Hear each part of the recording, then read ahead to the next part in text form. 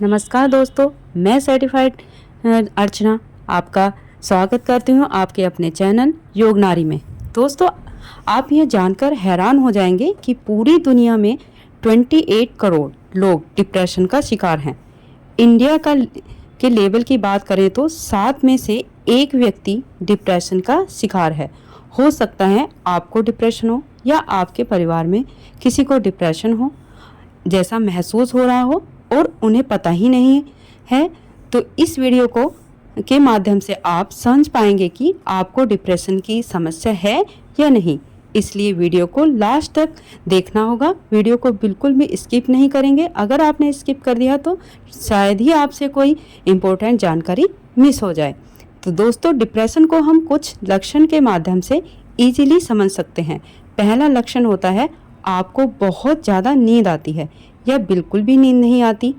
दूसरा हमारा लक्षण होता है बहुत ही ज़्यादा गुस्सा आना है, यानी आपको हर छोटी छोटी बातों पर चिड़चिड़ापन होने लगता है। आप सामाजिक रूप से लोगों से कटना शुरू कर देते हैं, किसी भी चीज़ में इंटरेस्ट नहीं आएगा। तीसरा इम्पोर्टेंट लक्षण ये होता है कि आपको बार बार सुसाइड यानी कि आत्महत्या करने का मन होगा, जो बहुत ही सीरियस मैटर है। दोस्तों, चौथा लक्षण है यह है कि आपको दुख उदासी बनी रहती है।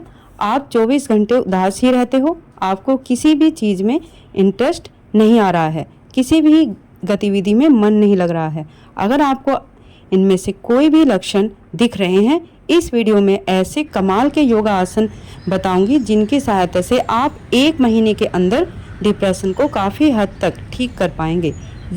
ये थे कुछ ऐसे लक्षण। अब मैं आपको इसके कारण बता देती हूँ। इसका एक इम्पोर्टेंट कारण होता है जेनेटिक। परिवार में किसी को हुआ हो या किसी की हिस्ट्री ऐसी रही हो जिससे आपको यह समस्या आसानी से आपको हो सकती है। दूसरा कारण है मानसिक स्वास्थ्य, यानी किसी भी कारण से आपका मेंटली तनाव बहुत ज़्यादा बढ़ गया है। आप किसी भी चीज़ को लेकर बहुत बड़ा तनाव ले रहे हैं, बहुत ईजीली आपको डिप्रेशन हो सकता है।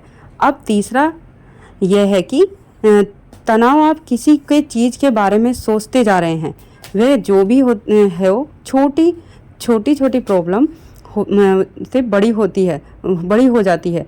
वो एक तरह से आपके दिमाग में तनाव पैदा कर देती है। इसलिए दोस्तों, अब आते हैं हम उन योगा आसन की तरफ। पहले मैं आपको 2 प्राणायाम बताने वाली हूँ जो आपके डिप्रेशन में आपकी हेल्प को कम करने में आपकी हेल्प करेंगे। उसके बाद मैं आपको कुछ ऐसे योगा आसन बता दूंगी जिनकी सहायता से आपका डिप्रेशन धीरे धीरे ठीक हो जाएगा।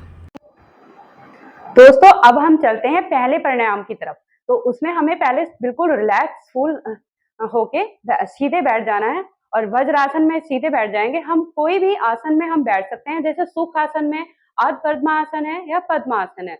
उन कोई भी आसन में हम जिसमें हमें बिल्कुल रिलैक्स मिलता है उस आसन में हम बैठ सकते हैं। तो हम बैठे हैं अभी वज्रासन में और बिल्कुल पीठ सीधी और रिलैक्स होकर हमें सबसे पहले तो हमें रिलैक्स होकर ऐसे बैठना है।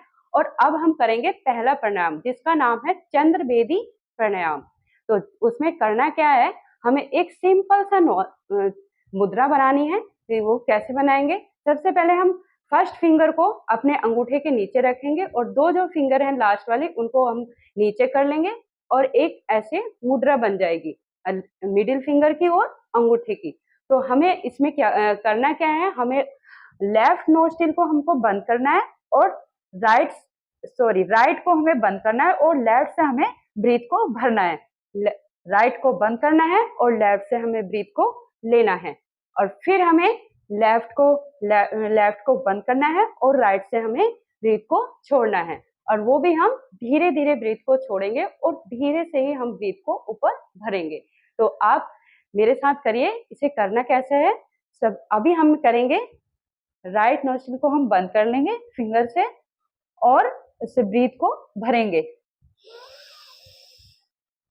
भर लिया और अब हम इस लेफ्ट नोस्ट्रिल को बंद कर लेंगे अंगूठे से और राइट से हम धीरे धीरे छोड़ देंगे। तो अब एक बार आप मेरे साथ फिर दोहराएंगे।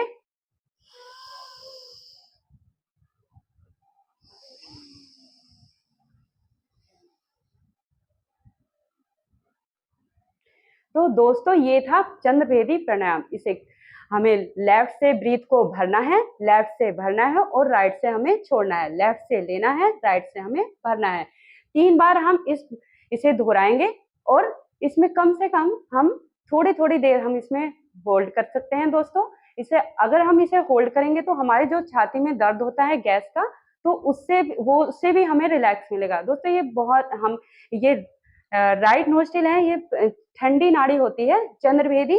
इससे जो हमारे अंदर जो गर्मी होती है वो भी इस प्राणायाम को करने से बाहर हो जाती है और हमारा स्ट्रेस बिल्कुल खत्म हो जाता है। तो ये था दोस्तों चंद्रभेदी प्राणायाम। इसे बहुत ही सिंपल प्राणायाम है। हमको लेफ्ट से ब्रीथ भरना है और राइट से हमें छोड़ना है, वो भी हमें झटके से नहीं, धीरे धीरे, क्योंकि ये अनुलोम विलोम नहीं है, ये चंद्रभेदी प्राणायाम है। धीरे से लेफ्ट से लेना है और राइट से छोड़ना है। तो ये था दोस्तों चंद्रभेदी प्राणायाम। अब हम चलते हैं दूसरे प्राणायाम की तरफ। दूसरे प्राणायाम का नाम है भ्रामरी प्राणायाम। भ्रामरी, जैसे भ्रामरी मतलब ये घोड़े की गुंजन। तो इसे करना क्या है, ये भी सिंपल है। इसे अंगूठे से हमको अपने कानों को बंद करना है और अपने जो फिंगर है, फर्स्ट फिंगर है, उनको अपने फोरहेड पे लगाना है और जो बाकी जो फिंगर है, 3 फिंगर है, उन्हें अपनी आंखों पे और एक लिटिल फिंगर को अपने अपर लिप्स के पास लगाना है। और हमें इसमें ब्रीथ को भरना है और फिर अंदर एक गूंज पैदा करनी है। जैसे भौरा होता है ना, वो करता है, तो सेम उसी तरह हमें अपने अंदर एक वाइब्रेट सा करना है। तो आप मेरे साथ करेंगे।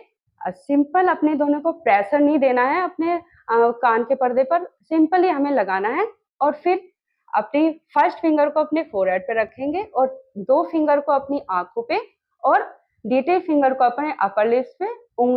अपनी उंगलियों का अपने फेस पर कोई भी प्रेशर नहीं डालना है दोस्तों।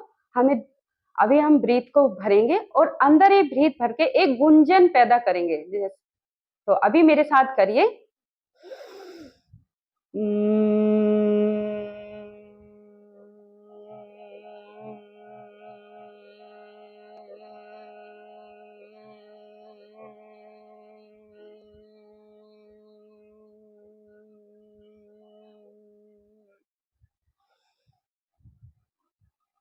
दोस्तों ये बहुत अच्छा प्राणायाम है।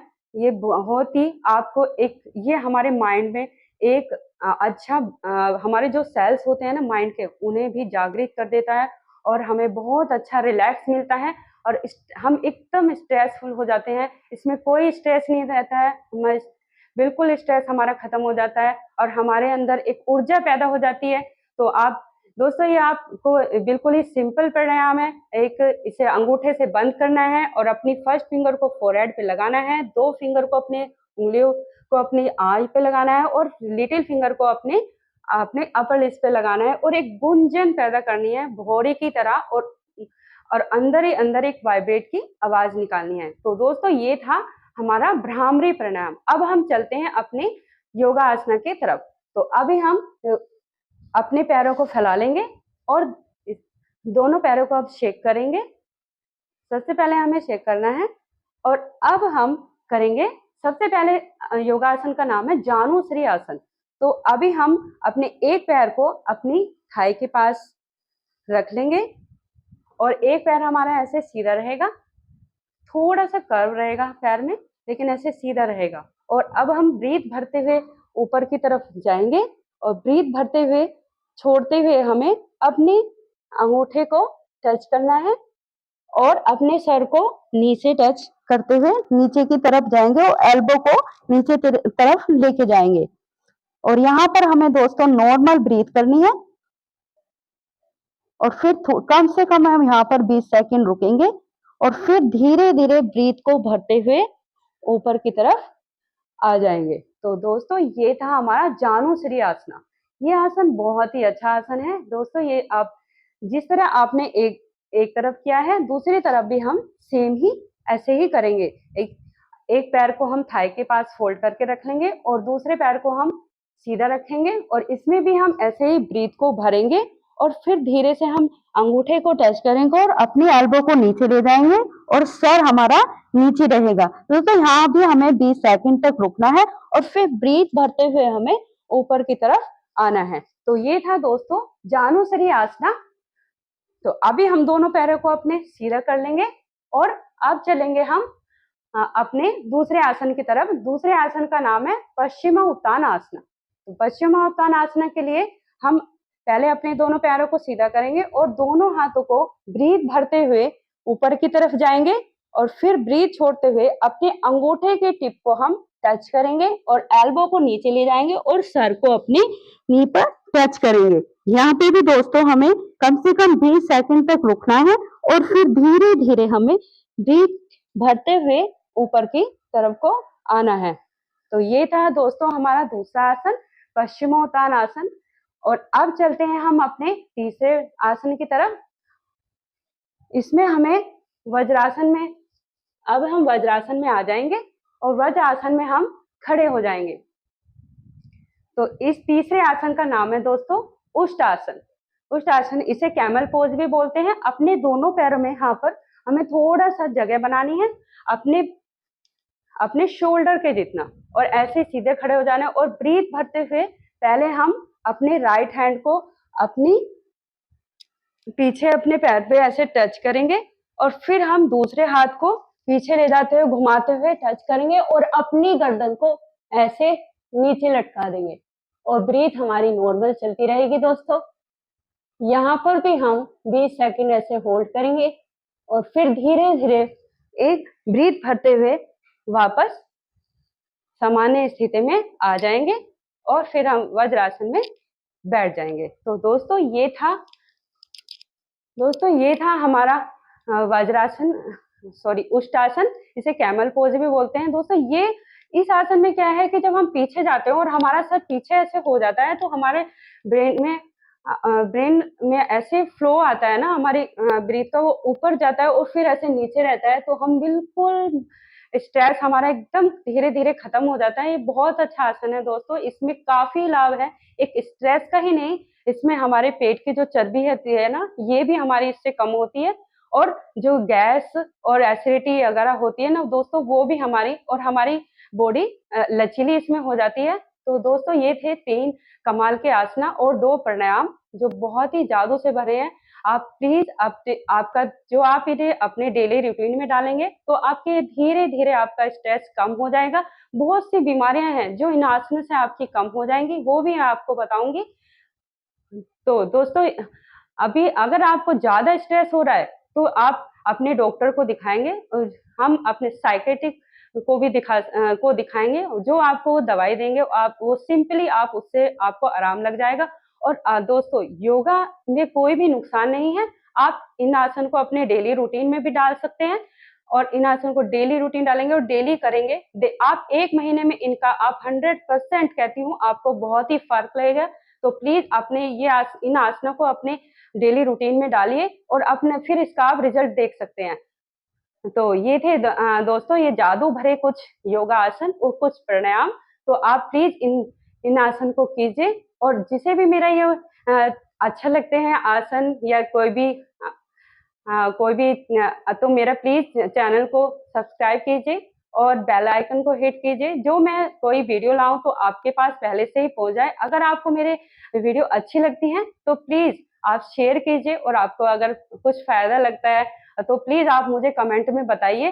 तो दोस्तों मिलती हूँ अगली वीडियो में। नमस्कार।